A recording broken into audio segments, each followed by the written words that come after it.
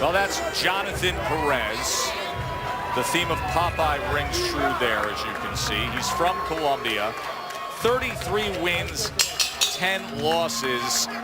His first fight in the U.S. since 2011. He's been KO'd or stopped 8 times. Told us yesterday that he's been working much better recently on transferring his weight and creating more power. And he better, because he's up against a guy that is spilling over with confidence, and that is 19-0, 24-year-old Louise Rosa, who took a 40-minute drive up I-91. He comes from New Haven, Connecticut. He's trained by his father, who runs the Boxing and Faith Gym, managed by a local businessman, Mike Criscio.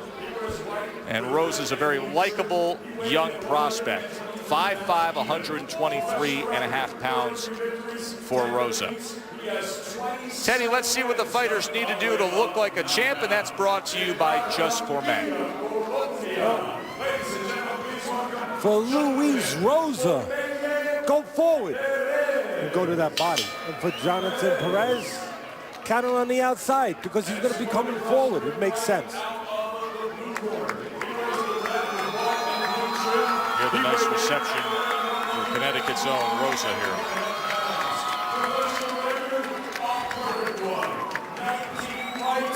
19 victories, 9 of them coming by way of knockout. From New Haven, Connecticut, ladies and gentlemen, Louise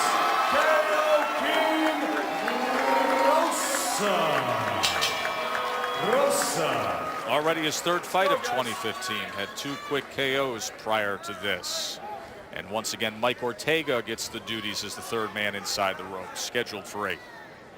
Give me a good, clean fight. Estamos en una pelea buena y limpia. Good luck to both of you. Buena suerte a los dos. Touch them up.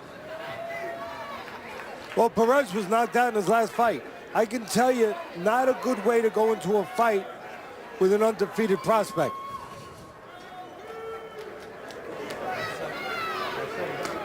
Glenn, you all set? Most of Perez's fights, Joe, have been in Colombia. How important is it where you get your fights? Oh, very, in a case like Colombia, right? Yeah, I'll tell you exactly how important it is. Perez is 32-0 in his home country of Colombia, and 1-10 outside of Colombia, and knocked out 8 times. Enough said there, right? Enough said. He was unbeaten in 14 straight fights prior to his last fight and loss when he was TKO'd by Horacio Garcia in Mexico. Obviously, the 14 previous fights, he was feasting on limited competition back home in Colombia. Now, I must say, Rosa, maybe not a monster. He was on the floor in his last fight with a 17-15 opponent. Not a monster, maybe. Rosa has been penalized for low blows. For me, Joe, after all we've said already, if Rosa is to be taken seriously as a prospect, you know, to keep an eye on, then he probably should knock out Perez, since, as we said, he's been knocked out 8 times. And also, in his last fight, he was knocked out by an undefeated prospect. And he acknowledged that when we talked to him, and he understands what Perez is and what Perez isn't. So let's see if he can now act on it and execute that plan. Goes to the body there, good combination. Uppercut in the mix with the right hand from Rosa.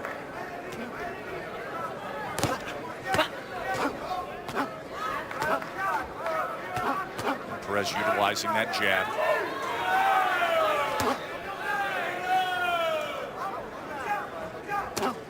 Rosa likes to go to the body. He should start doing it. He likes to switch once in a while, Rosa. Hasn't had a reason to yet, to lefty, you know, southpaw once in a while.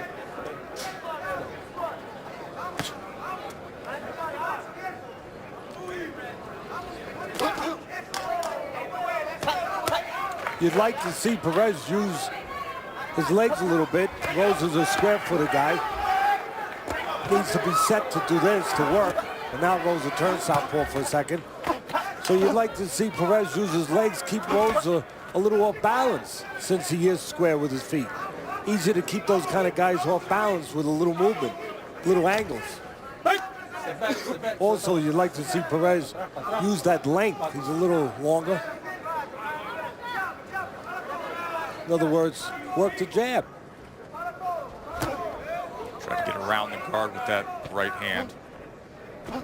Now back to the jab from Perez. Reached in with the right hand, well off the mark with the left hook. Perez has one thing going for him, Joe. What's that? Well, he's fought the much better opposition, even though he has lost to all of it. He's been in with it.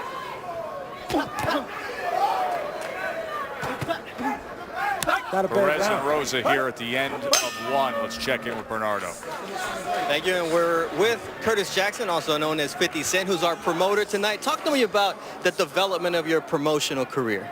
It's exciting, man. You know, so it's really a reflection of my relationship with Floyd initially, and then it moved on to this. So I'm excited. It's a lot of fun for me. At the same time, I live vicariously through the fighters that I have relationships with, and it's cool to bring new energy and just the sport of boxing back to Hartford. Talk to me about the relationship with Floyd. We saw you guys kind of get back together. How'd that happen? Well, I mean, I always said we had like a brother's relationship. You know what I mean? So we go through our issues. Like, I got off the phone with him this morning. He'll call because he want me to see what he's actually doing at the time.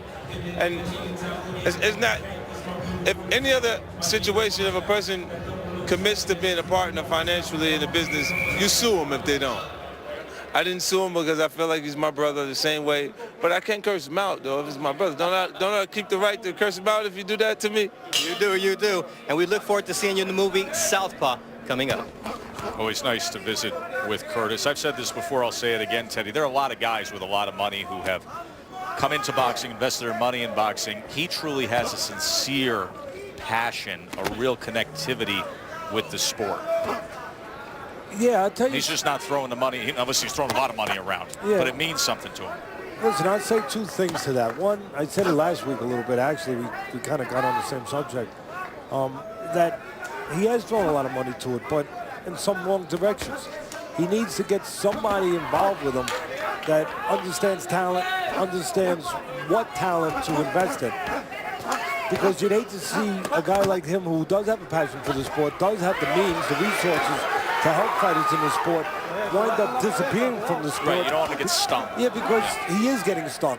And you'd hate to see him get lost where fighters could benefit from him being around and the sport could benefit from him being around. Yeah, so you'd like to see him get, you know, make his decisions and have somebody help him make better decisions where he puts his money and his resources. But having said That that, straight just a little low from Rosa there. And Perez is going to take a knee, and Ortega's going to give him the 5 minutes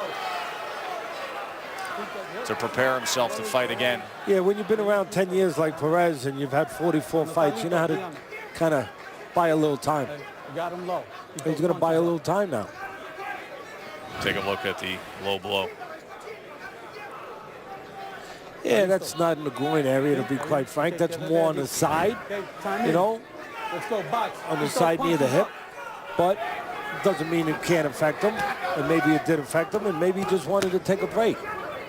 Either way, here we are. The right hand from Perez that was timed well that time against the unbeaten Rosa. As both men open up on the inside. Swinging right hand simultaneously.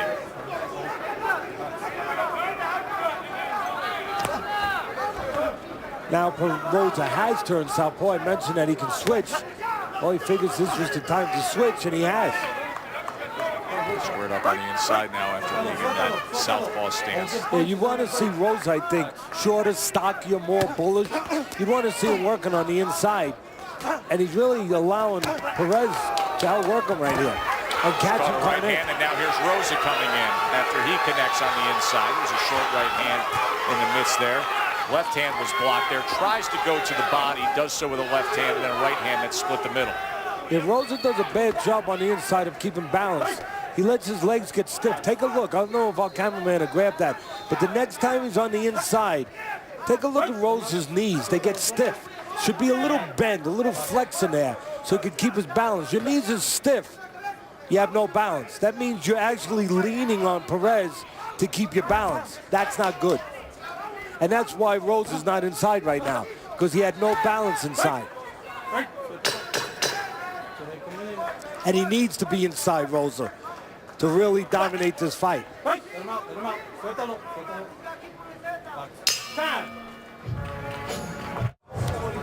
Jonathan Perez from Colombia, veteran who's taken his licks when he's been outside of his home country, going up against the undefeated fighter from right here in Connecticut, New Haven's Louise Rosa, who's 19-0. Scheduled 8-round co-feature from here in Hartford tonight. Round 3 scheduled for 8.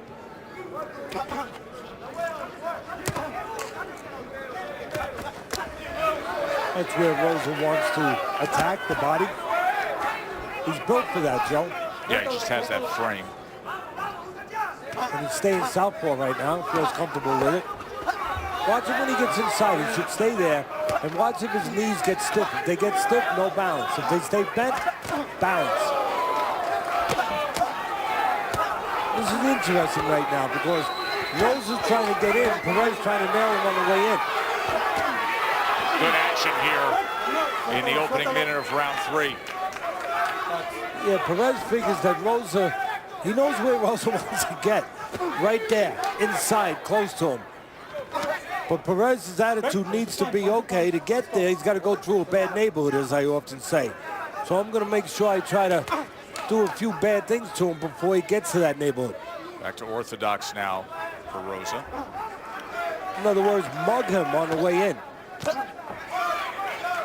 For me, Perez should be doing that. Using his jab, controlling the outside, and looking for opportunities for Rosa to give him offensive opportunities by coming straight in, like that. That's where Perez needs to counter, not just make a miss. No, break. Pushing him down. Stay off the back of his neck. Let's go. For me, the jab should be working right now for Perez, and then he should just be waiting for that, waiting for a launch by Rosa. And when Rosa jumps in, and he will jump in, and he will leave himself open, fill the hole, kind of like what Willie Monroe has to do. I was talking about with Todd. Willie Monroe has to do tomorrow night if he's going to beat Golovkin. Control range and make Golovkin pay for real estate when he tries to get close. Saw the CompuBox numbers tallying the jabs there. That's what Perez needs to do. Control the outside. That's what he's trying to do right now. There's that double jab. There's that jump in again by Rosa, but Perez didn't make him pay a price. Didn't fire off anything. Gotta make him pay when he... See, there it is again. Gotta make him pay when he does that. Nothing's fired off. Instead, he puts the guard up and retreats. And he probably wins the round this way, That was too. another left hand that was right on the belt line. It was pushing down on the head, so no knockdown there. Pushing him down. Let's go. That time, Perez looked to nail him coming in. Interesting fight here, Joe. No doubt. Been entertaining. End of 3. Joe and Teddy, Todd and Bernardo with you here at the Connecticut Convention Center for the second to last Friday night fights. This series that has spanned over 17 years. There's been a lot of made and written about the end of Friday night fights, but the beginning of what will be a new ESPN boxing series starting this summer. But the weekly show goes away after next week's broadcast of Friday night fights. Very bittersweet. It is. Now, I want to mention, but I'll wait because there's a lot of action going on right here. Good stuff between Perez and Rosa. Once again, that left hand coming close to Strang, just a bit low. Yeah, and once again, it's Rosa. It's all about Rosa getting in and Perez keeping him out and hurting him or trying to hurt him while he comes in. For me, Perez shouldn't be going forward. Should be jabbing to keep Rosa from going forward, and then he should be ready to pitch something, to throw something when Rosa comes in. Because Rosa comes in wide. See, even here, There's on the a right inside. hand by Perez. Exactly. Between punches. Even on the inside, even though that's Rosa's territory. He's there now. Yeah, that's his territory. Yep. Once again, pushing down. Yep. Even though that's Rosa's territory on the inside, Joe, Perez can do a little work in spots there because his punch is a little straighter and Rosa's around. So Perez can get inside those shots on the inside. Even though at the end of the day, he shouldn't be there too long. Rosa's just stronger than him on the inside.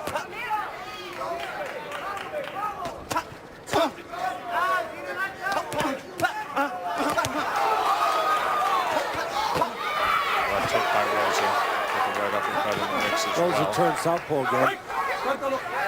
See, Rosa needs to keep those hands free when he does get in there. Again, that's his territory, his turf. Like right now, he needs not to get tied up, not to get smothered. And that means he needs to think a little bit, anticipate a little bit. Do what he just did a minute ago. Take a little step back. There, keep the flow going. Squared up and taking half steps forward, getting work done on the inside. Exactly, Joe. So now he's got a good rhythm going, Rose. He's using his head and his legs.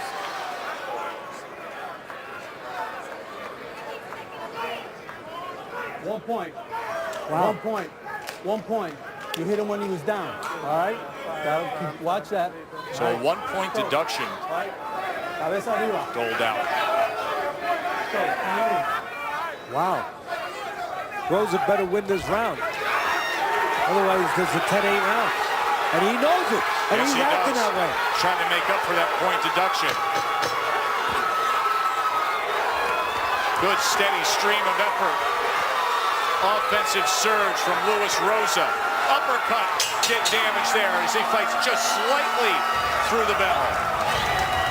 Well, the point deduction may have been the worst thing to happen to Perez. Doled out against Rosa, and then Rosa got after it to make up for it against Perez. A ver, ¿qué pasa? Yes, está bien, yeah. Hey.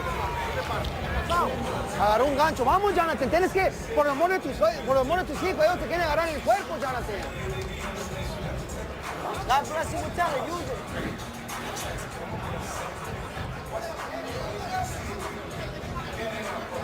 This is what happened there in the fourth round. Yeah, good call by the referee. I mean, and here's the end of the round.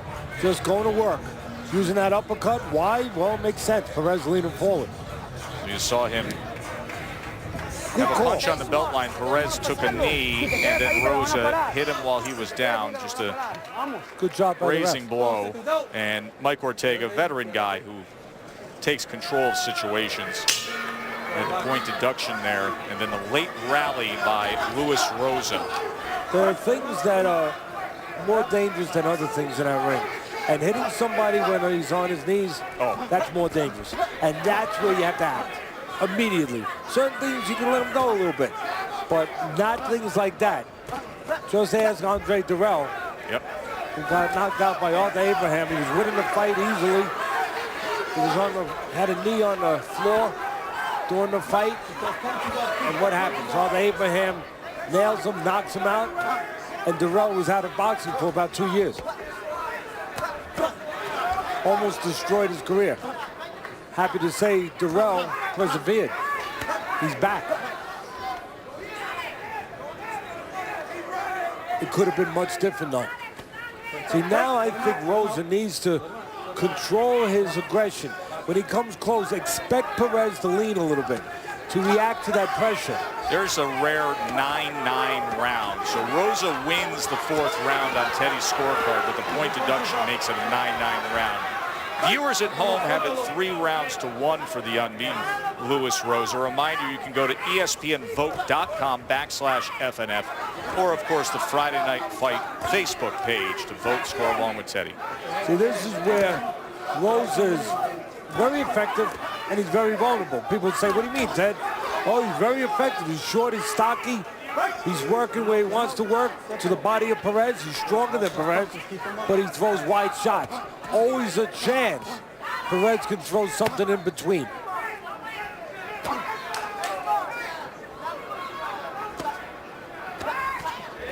Lets Rosa get to the inside, where Rosa's more than happy to let those hands go.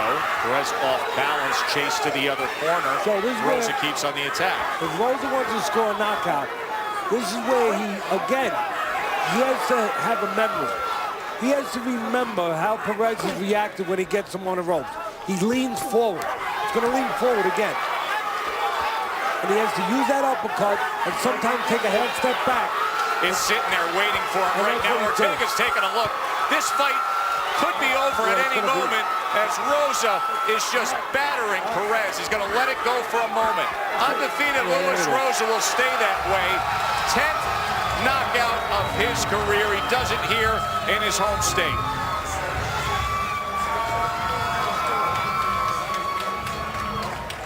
Well, we said Rosa should knock him out if he wants to be taken seriously, and he knocked him out.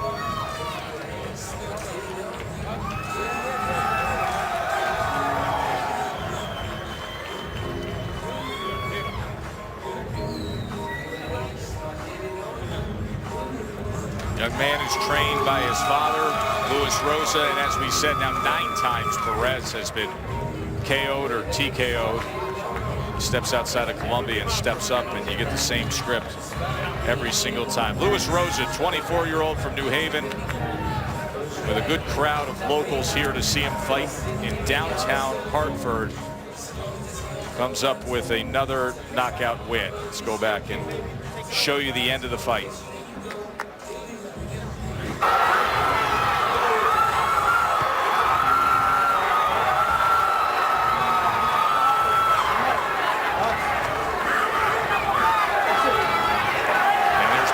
Ortega coming in with the stoppage, Teddy.